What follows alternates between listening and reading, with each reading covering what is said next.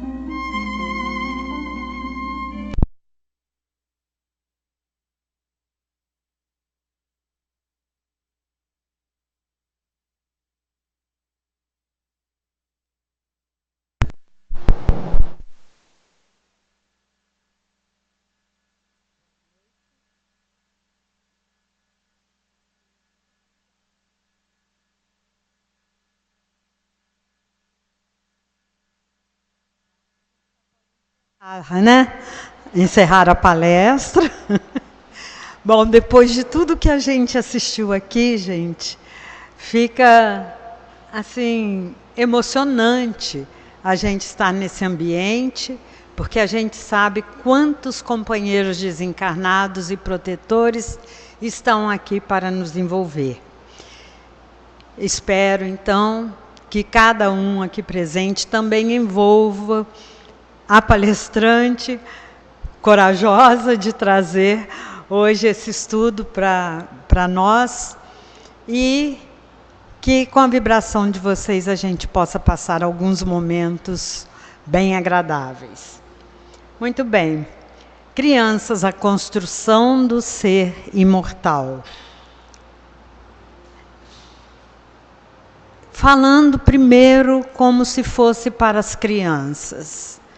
Vocês estão vendo aqui um vaso de flores, flores lindas, coloridas, de papel, mas que permanecerão assim até a poeira tomar conta delas, até o papel se rasgar e a gente jogar fora.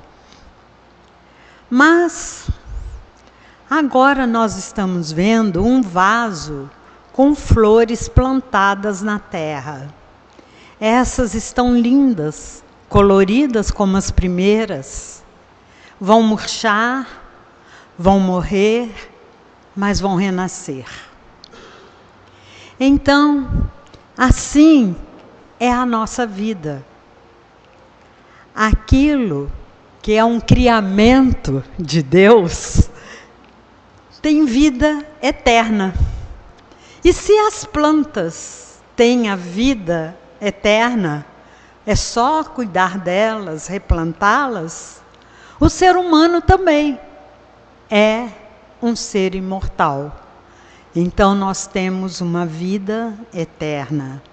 E agora nós não vamos mais falar para as crianças, ensiná-las o que é perder um ente querido, como aquela flor que murcha, que morre, mas que depois renasce. Assim nós ensinamos a criança, mas agora nós vamos falar para adultos, para ver a nossa responsabilidade diante dessa criança, desse ser em formação, que faz parte da nossa caminhada, da caminhada de todos, seja como filho, sobrinho, aluno, seja evangelizando, todos aqueles que participam da nossa jornada, da nossa caminhada. Então nós vamos buscar, primeiramente, aquela grande dúvida de Hermínio Correia de Miranda, no livro Nossos Filhos São Espíritos, quando ele pergunta então a si mesmo, quem são os nossos filhos. E todos nós também nos perguntamos: quem são os nossos filhos? Aquela coisinha que vem embrulhadinha, como ele explica, né?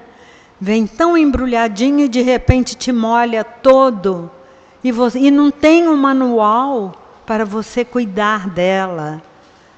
E você fica sem saber. Foi a sensação que ele teve quando nasceu seu primeiro filho. E ele olhava então para aquela criança e se perguntava: de onde vinha aquele ser?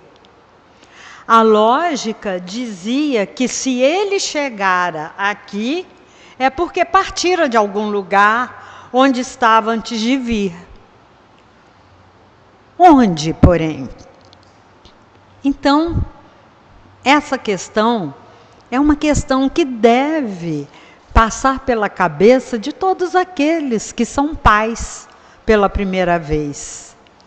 Essa criança está vindo de algum lugar. Este ser está vindo de algum lugar. Mas de onde? Porque se ele está chegando, é porque ele partiu de algum lugar e está vindo. E aí Hermínio continua, nós vamos andar um pouquinho rápido por causa do tempo, né? Quem seria aquele ser? De onde ele vinha? As dúvidas crescendo. O que ele pretenderia da vida? Pois estava começando aquela coisinha, aquele embrulhinho daquele tamanhozinho. O que será que ele pretenderia da vida? Como seria ele? Quantas são as perguntas, né, quando nós somos mães ou pais pela primeira vez? As mães logo perguntam para o médico: é perfeitinho? Tem todos os dedinhos? É logo que a gente pergunta na hora que eles acabam de nascer, né? Como seria esse ser? Que papel caberia ao pai e à mãe na vida que apenas começava? Aí começa a nossa grande responsabilidade.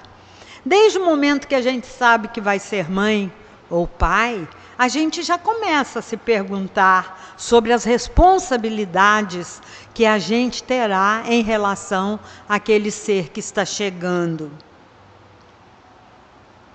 Aquele ser que estava apenas começando, ou será que ele não estava começando? Será que ele estava dando continuidade à vida? E aí, estudando, graças à doutrina dos espíritos, que vem nos esclarecer sobre a reencarnação, nós pensamos assim: este ser está continuando aquilo que ele iniciou numa outra existência, com os seus acertos, com os seus equívocos, com as suas conquistas, e veio agora novamente dar continuidade a esta vida que é uma só, que é eterna, formada das diversas existências pelas quais nós necessitamos passar para podermos educar-nos, porque na realidade somos espíritos, então para educar-nos. E continuando então, cada ser que renasce é único. Na sua estrutura psicológica, é uma cabeça, individualidade. Tem as suas preferências, tem as suas inclinações, as suas tendências, né, os seus talentos. Idiosincrasias, que são características do comportamento. Então, cada ser que renasce traz já consigo uma bagagem, uma história, que ele começou a escrever lá no início, quando foi criado. E que a cada existência ele acrescenta mais um capítulo na sua vida. Somente as características físicas são geneticamente transmissíveis. Portanto, os pais produzem apenas o corpo físico dos filhos, não o espírito. O espírito já vem, ele já existe. E ele vem para poder dar continuidade às suas experiências. O bebê que hoje pulsa no interior da mamãe não pode mais ser visto como um simples aglomerado de células e moléculas, nem tampouco como uma alma recém-criada e sem passado. Também não é nenhum estranho no ninho. Há toda uma dinâmica envolvendo a escolha dos pais antes do renascimento. E aí, minha netinha, Ana Beatriz, um dia chegou para os pais e falou para o meu filho e minha nora: eu conversei com Deus e pedi a Ele que eu queria nascer nessa família. Ter você, papai, como pai e você, mamãe, como mãe. Então, eles escolhem. Nós escolhemos os nossos pais, a família onde nós queremos renascer. Onde nós precisamos renascer, necessitamos, porque a família, nós vamos ver mais adiante as características. E então, continuando aqui, o pensamento do Dr. Ricardo de Bernardi, no livro Gestação, Sublime Intercâmbio, ele então vai continuar dizendo: o intercâmbio energético verificado a nível materno-fetal determina profundos reflexos na estrutura psíquica de ambos, e especialmente sobre aquele que renasce. Imaginem, são dois perispíritos interligados ali no mesmo corpo físico, ou melhor, dois corpos físicos ocupando o mesmo espaço ali, né, dentro do ventre da mãe. São duas individualidades ali tão acopladas, tão juntas. E ele continua: as ondas mentais que se expressam por irradiações de alta frequência, cores suaves e brilhantes, condicionadoras de modelos psicológicos saudáveis às crianças, são as ondas do amor.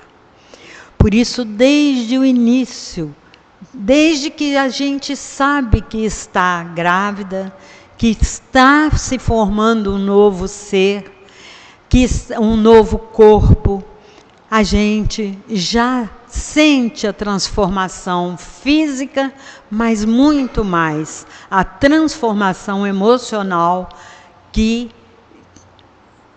cada mãe sente por causa dessa ligação tão íntima dessas duas individualidades, formando então essas ondas de amor. Por isso, a necessidade tão grande de um envolvimento carinhoso, de uma aceitação deste ser que vai renascer, desse espírito que escolheu, porque na maioria das vezes nós temos a oportunidade de escolher as nossas famílias, de acordo com a nossa evolução.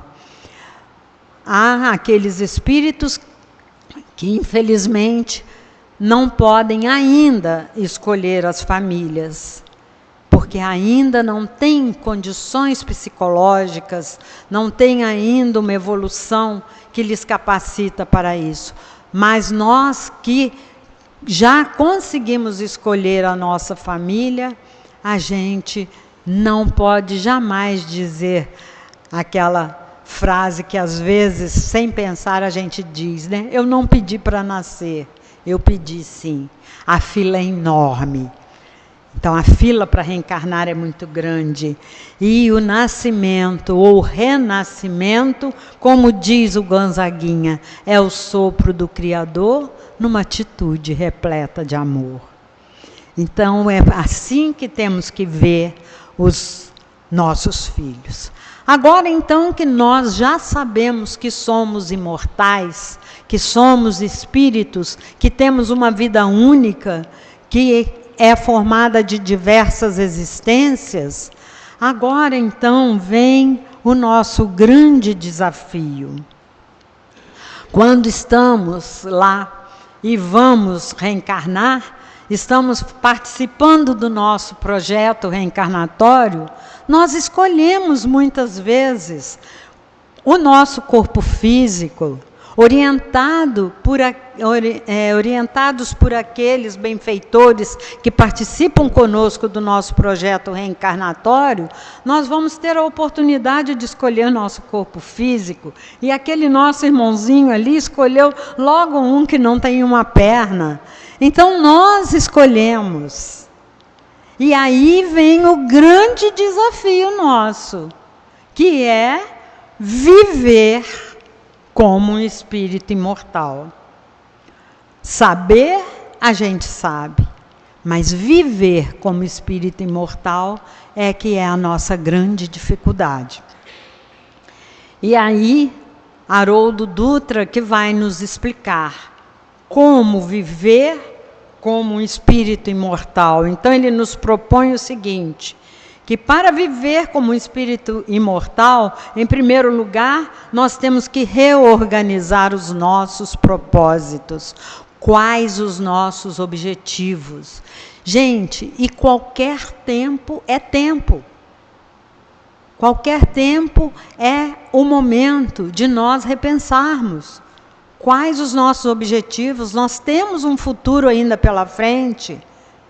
E um futuro que nós não temos ideia de quanto tempo será. Um futuro reencarnado, mas um futuro muito grande de outras reencarnações que virão.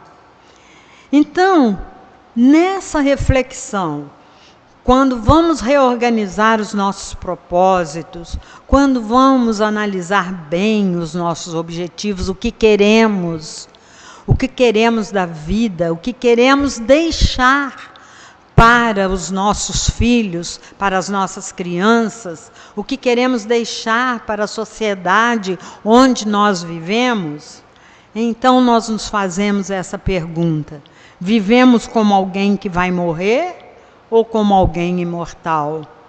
Se pensamos em viver como alguém que vai morrer, então tanto faz vivermos dentro de uma disciplina, observarmos a nossa educação, trabalharmos contra os nossos preconceitos, trabalharmos contra as nossas dificuldades, contra os nossos vícios, ou, se nós somos seres imortais, se resolvemos que vamos viver como alguém que é imortal, a nossa responsabilidade então cresce muito, porque aí nós vamos assumir conosco mesmo o compromisso da transformação moral que o Espiritismo vem nos propor. Essa transformação que vai nos ajudar nessa caminhada. E Haroldo, mais adiante, ele nos dá também uma segunda sugestão. Vamos realinhar os nossos valores. E aí, como nós ainda somos seres em evolução, caminhantes, nós fomos buscar os melhores conselhos que nós podíamos.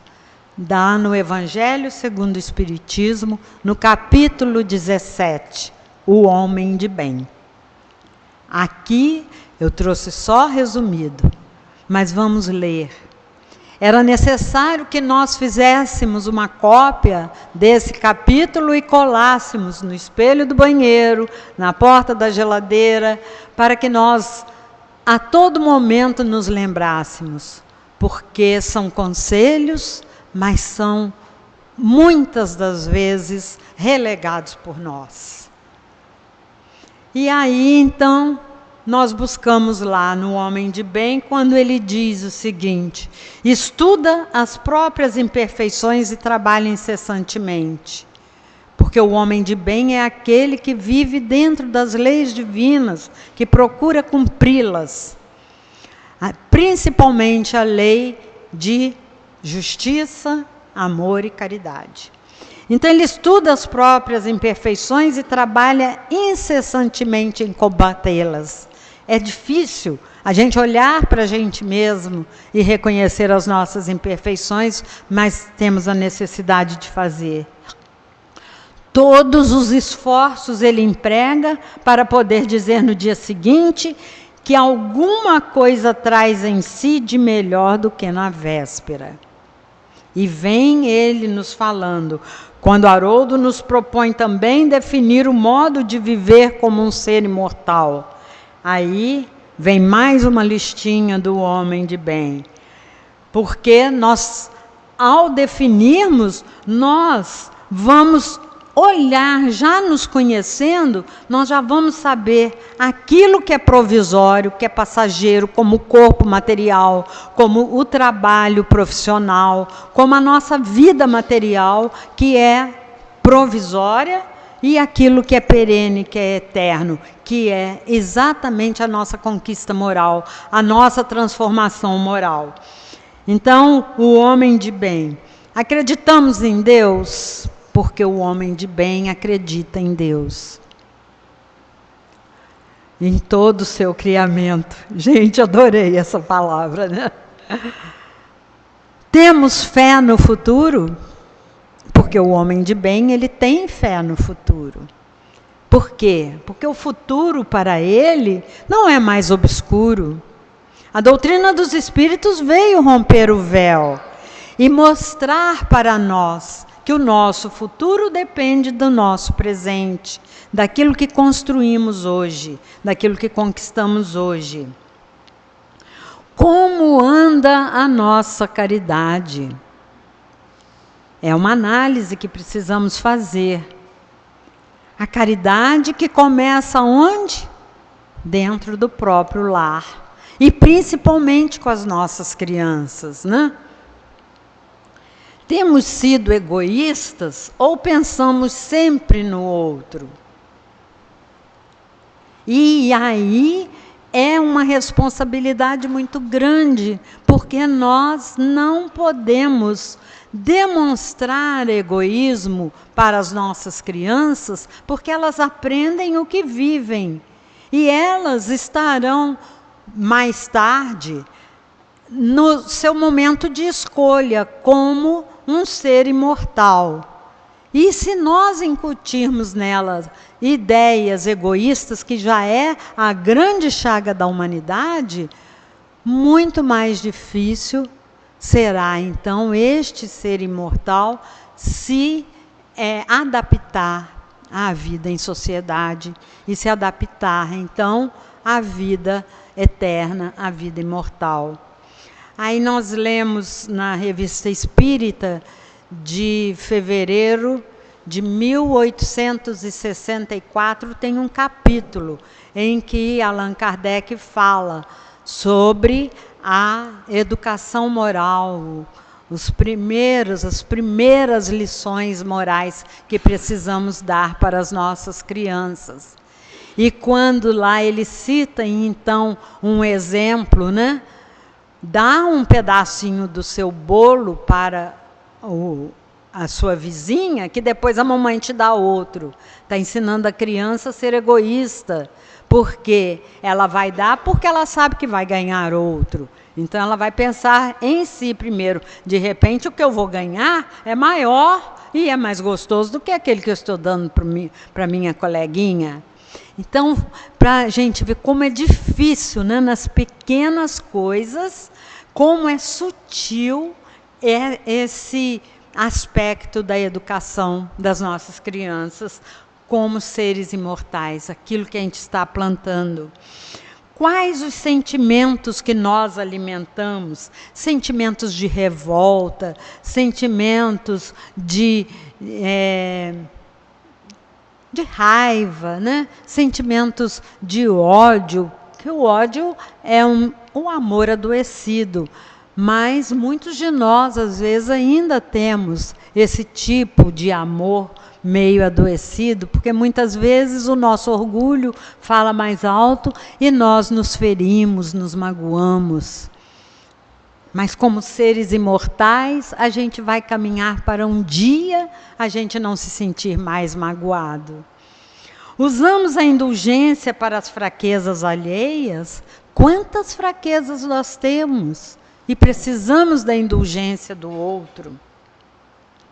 Como agimos comandando e como agimos sendo comandados?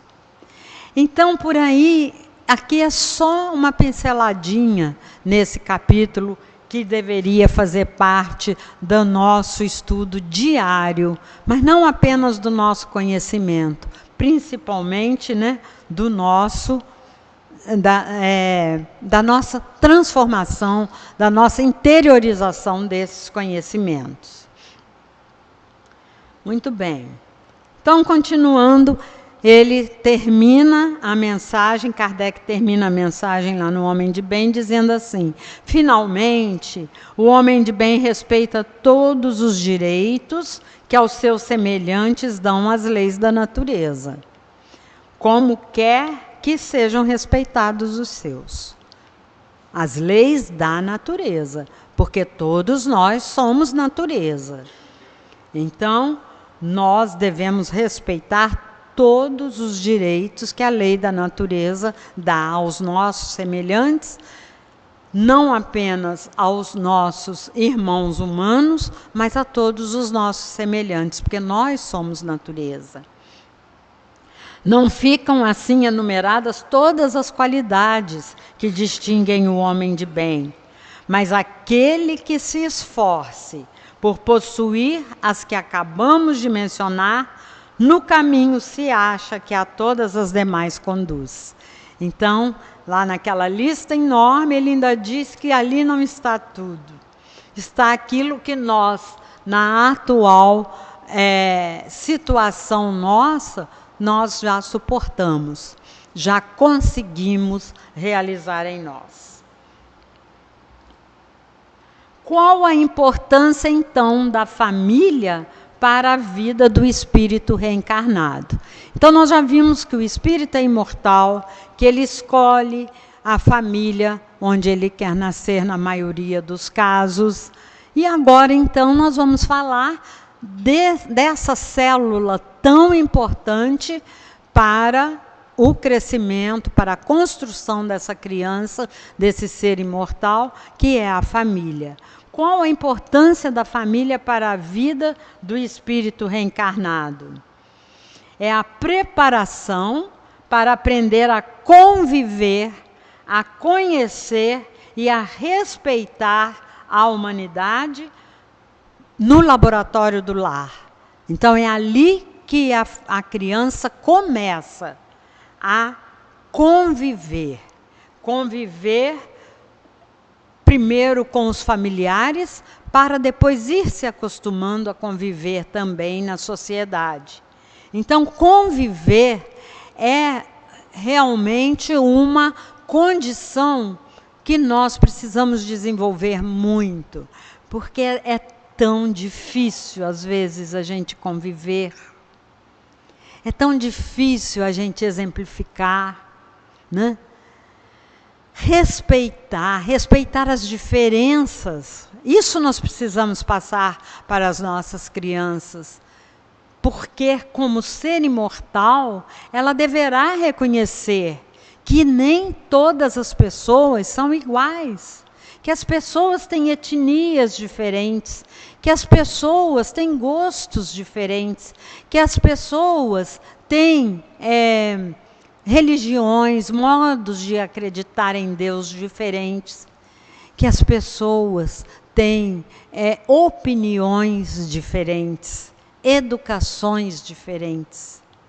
Então, nós precisamos passar isso para a criança. E é o lar que é o laboratório. E aí nós fomos buscar um ensinamento que há muito tempo nós vimos do Dr. Alberto Almeida, quando ele fala das leis fundamentais dentro da família. São duas. A primeira, nós nos amamos e somos muito unidos. Então, é preciso incutir isso na criança, que nós, ali dentro da família, nos amamos e que somos muito unidos. E a segunda, cada um de nós é um, fazendo o seu processo de evolução individual, como uma mão. E, por coincidência, na minha casa, nós somos 5 irmãos, todos diferentes. E aí, ele complementa. Cada um é uma individualidade, tem um nome. Então, cada um de nós, ser da mesma família, elemento da mesma família, tem um nome. Mas que estamos todos ligados pelo sobrenome. Então, existem muitas pessoas que utilizam o sobrenome e esquecem do nome. Então, a família tal, né? A família, o fulano é da família Orleans e Bragança, né? Lá dos nossos ancestrais imperadores. Mas se esquece que ele é um indivíduo, é uma individualidade. Embora ligado pelo sobrenome, ele é uma individualidade. E vamos correr, senão não dá tempo.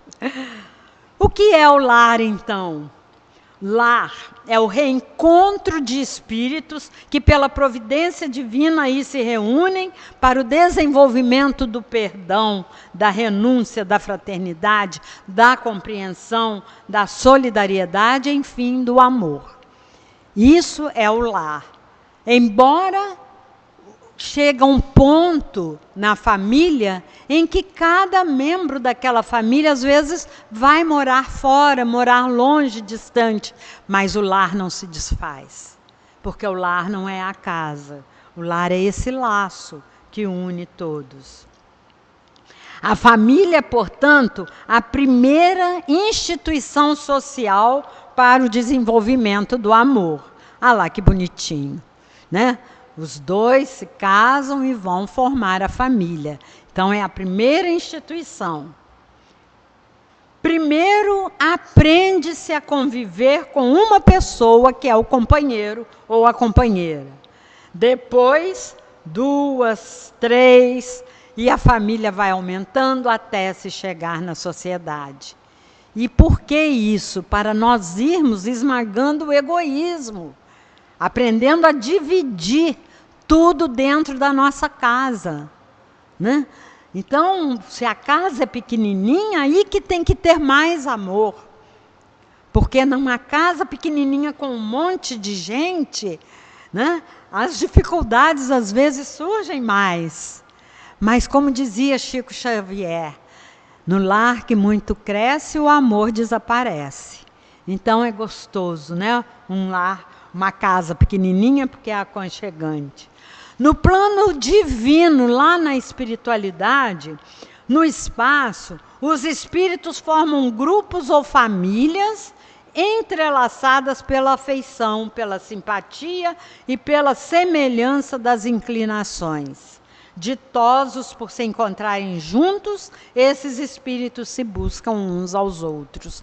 Então, desde lá, nós pensamos, então, que vamos terminar aqui a nossa encarnação e não vamos mais encontrar aqueles que nos antecederam, engano nosso. Nós os encontraremos, aqueles afetos, mas também os desafetos que construímos.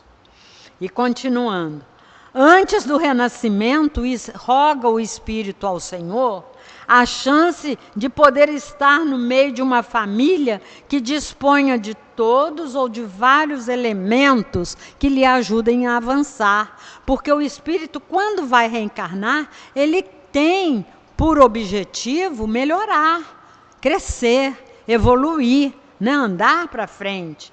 Então ele pede a pobreza ou a riqueza, ele pede pais enérgicos, exigentes, pais que os coloquem no trabalho desde cedo, cultura intelectual, ou às vezes a sombra do analfabetismo, porque eles viram que o espírito viu que errou muito na encarnação anterior, usando mal seu intelecto, então ele pede para vir sem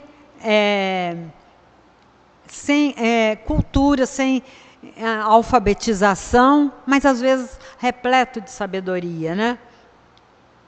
O brilho acadêmico ou a touca cirúrgica da deficiência cerebral. É Joana de Ângeles que nos fala isso. Olha, gente, que coisa maravilhosa.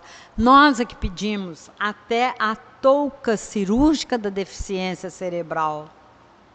Então, quando recebemos um espírito assim no nosso lar, o carinho, nós temos que olhá-lo como um ser imortal, que está passando apenas por esse momento, por essa encarnação. Vocês já ouviram falar desse rapaz, Roberto Carlos Ramos? Alguém já ouviu falar dele? Há muito tempo eu li uma entrevista dele com a Fernanda Montenegro. Mas eu perdi, e me lembrando agora dele, eu fui buscar na internet, vocês podem buscar para saber. Esse menino nasceu numa família muito pobre. Favelados, faltava tudo, não tinha alimento. E então, quando ele tinha 6 anos, os pais acabaram colocando na FEBEM, isso em Belo Horizonte. E lá, ele, crente que ele ia para uma escola para ele aprender, ler, escrever, ele foi aprender vícios, aprender coisas ruins. Ele foi abusado sexualmente e ele então começou a fugir. Só da FEBEM ele fugiu 100 e tantas vezes. Até ele roubava em padaria, até que um dia chega lá na FEBEM uma senhora francesa que, buscando um objetivo para a sua vida como um ser imortal, ela foi até lá. E chegando lá, ele estava num canto, ela perguntou por quê, e eles disseram, porque aquele ali não tem jeito não, aquele ali é perdido mesmo. Dentro de pouco tempo ele deve ser eliminado. Ela então chegou perto dele e ele falou, primeira vez na minha vida que alguém chegou perto de mim e pediu, dá licença. Ele nunca tinha ouvido essa palavra perto dele. E aí ela se ajoelhou perto dele e pediu se podia então levá-lo com ela. Levou-o para a França. E lá ele fez de tudo para testar a paciência dela. Largava as torneiras abertas, a casa enchia de água. Ele fazia a lista de tudo que ele queria roubar dela. Mas a cada dia, pelo carinho dela, ele ia riscando alguns itens da lista. E no final, quando ele tinha 19 anos, já tinha estudado, já era uma pessoa, um homem de bem, ela faleceu. Deve ter deixado alguma herança para ele. Ele voltou para Belo Horizonte e começou então, adotou o primeiro menino de rua e foi dar a esse menino o amor que ele recebeu dela. E ele dizia, qual é o seu maior desejo? Um tênis Nike. E ele dizia, então, você vai dobrar as minhas roupas e guardar para ganhar um trocadinho, até juntar para comprar o seu tênis. Daí ele foi adotando outros e outros, que hoje são adultos, porque hoje ele já está com quase 50 anos, e que também foram multiplicando, adotando outras crianças. Hoje ele é um pedagogo e faz palestras, é o contador de histórias, Roberto Carlos Ramos. Então, esse é um espírito imortal, gente. Ele veio com essa missão. Passou por todas as dificuldades dos lares por onde ele transitou. Como o nosso querido Haroldo Dutra. Até os 10 anos de idade, ele passou por 9 famílias diferentes. E olha quem ele deu na vida. Então, nós precisamos olhar com carinho aqueles que chegam no nosso lar. E continuando, vamos rápido, né? Quando pais e mães começarem a refletir sobre um mundo melhor do porvir, perceberão que essa aventura se acha em suas mãos. O que se fala, o que se ouve, o que se faz no lar, tornam-se elementos basais para o que se fará no meio das massas, na sociedade. Para um filho faz muita diferença a educação, o exemplo, o diálogo, a evangelização, a chama do amor nos corações. É muito importante para as crianças, eles precisam disso.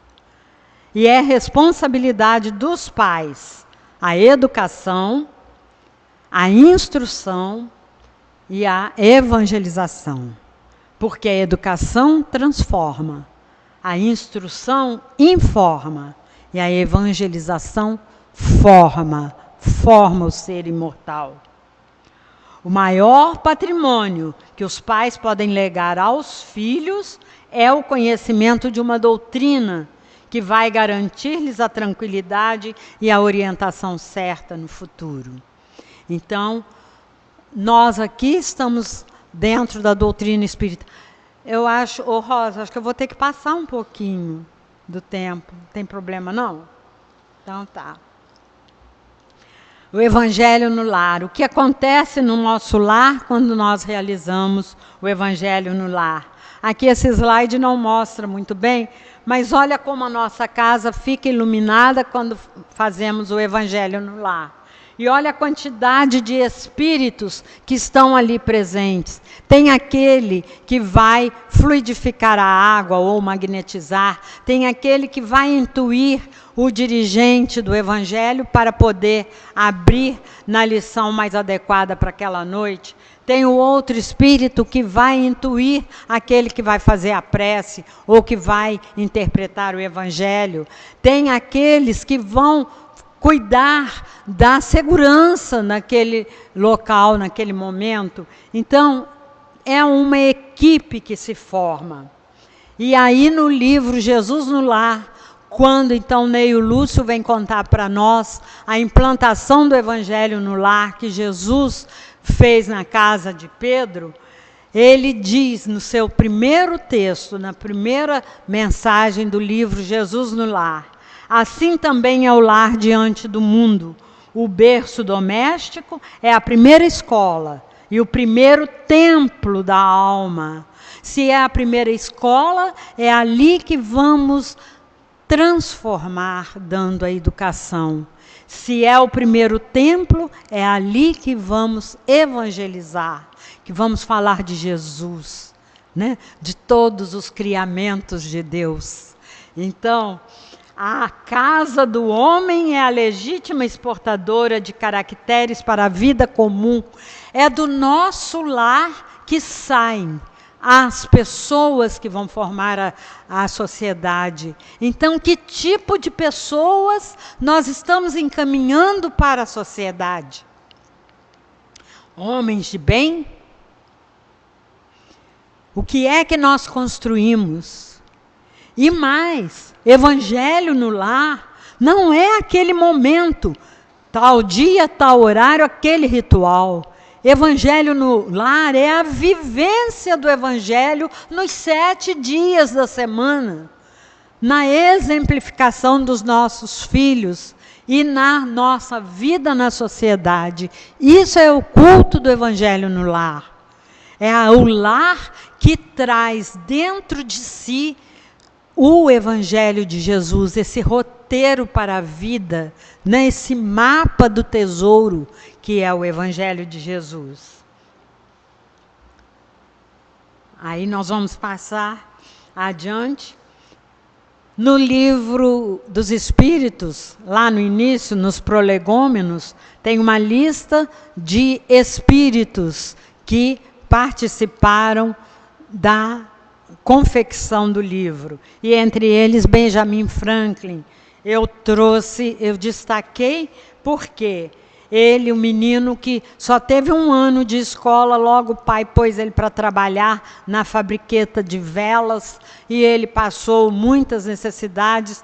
Depois foi trabalhar, com 12 anos, já foi trabalhar com o irmão numa tipografia, se tornou tipógrafo, e depois ele escrevia artigos, porque ele foi autodidata, jogava debaixo da porta de noite, o irmão pegava, era um autor desconhecido, mas publicava, e ele então dizia assim, quando jovem ele fez uma lista de qualidades dignas de se admirar, e se propôs a persegui-las. Ele ia ser moderado no comer, evitaria a tagarelice, seria sistemático nos negócios, terminaria qualquer tarefa que começasse, seria sincero, trataria os outros com justiça, suportaria as injustiças com paciência, evitaria as extravagâncias e não deixaria que as pequenas coisas o afetassem.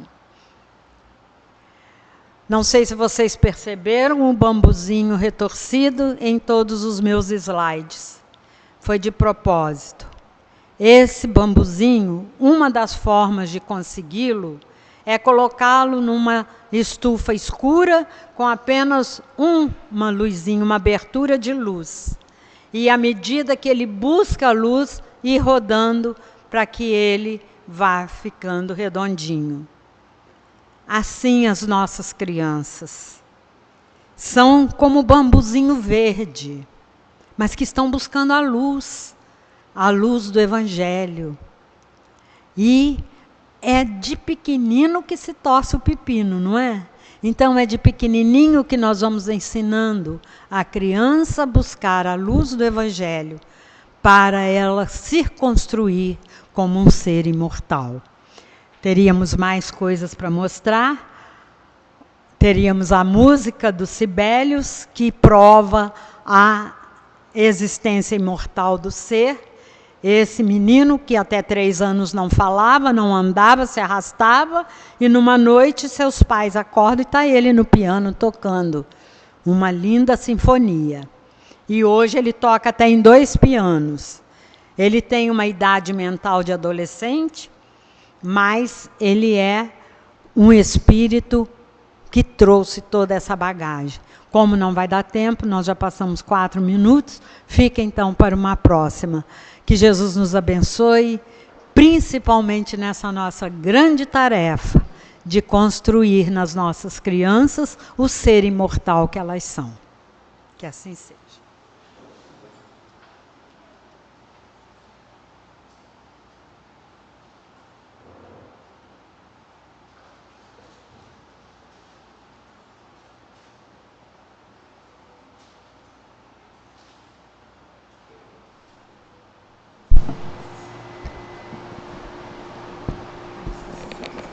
Agradecemos as palavras da Elizabeth Tolomelli. Vamos realizar a prece de encerramento e após a prece teremos algumas informações. Eu convido a Natália para realizar a prece.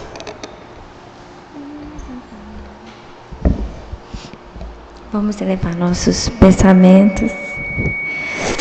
Deus, nosso Pai, que sois todo poder e bondade, dai a força àquele que passa pela provação, dai a luz àquele que procura a verdade. Ponde no coração do homem a compaixão e a caridade. Deus, dai ao viajor a estrela guia, ao aflito a consolação, ao doente o repouso. Pai, dai ao culpado o arrependimento, ao espírito a verdade, à criança o guia e ao órfão o pai.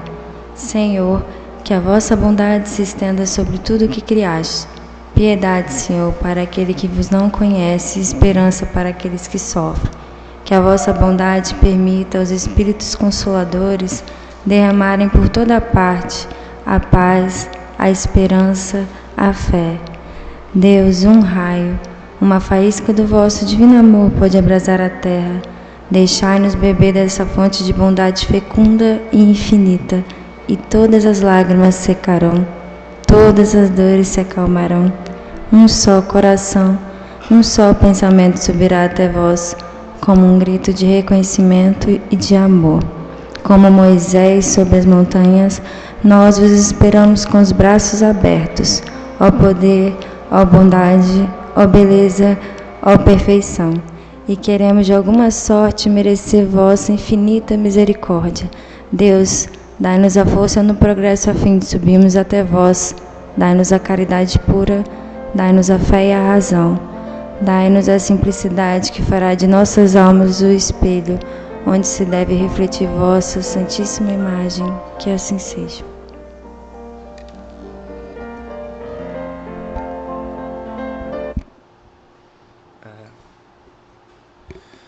No dia... Tá funcionando? No dia 26/5, a partir das 12 horas, acontecerá um almoço aqui na UEC. Os convites estão sendo vendidos aqui no térreo. A UEC está realizando bazar de artesanatos nas terças, quintas e sábados, nos horários das palestras. Na terça-feira é das 15 às 17h30, na quinta-feira é das 19 às 21h30 e no sábado das 17 às 18h30. A visita ao Hospital Pedro Fontes acontecerá amanhã, dia 5/5, saindo da UEC às 7h30. Haverá passe para aqueles que desejarem. Vale lembrar que, desde que chegamos aqui na UEC, realizando concentrações, os bons espíritos já nos ajudam. Mas aqueles que, mesmo assim, sentirem a necessidade de tomar um passe, por favor, permaneçam sentados, que vocês serão chamados. Aos demais, vão com Deus.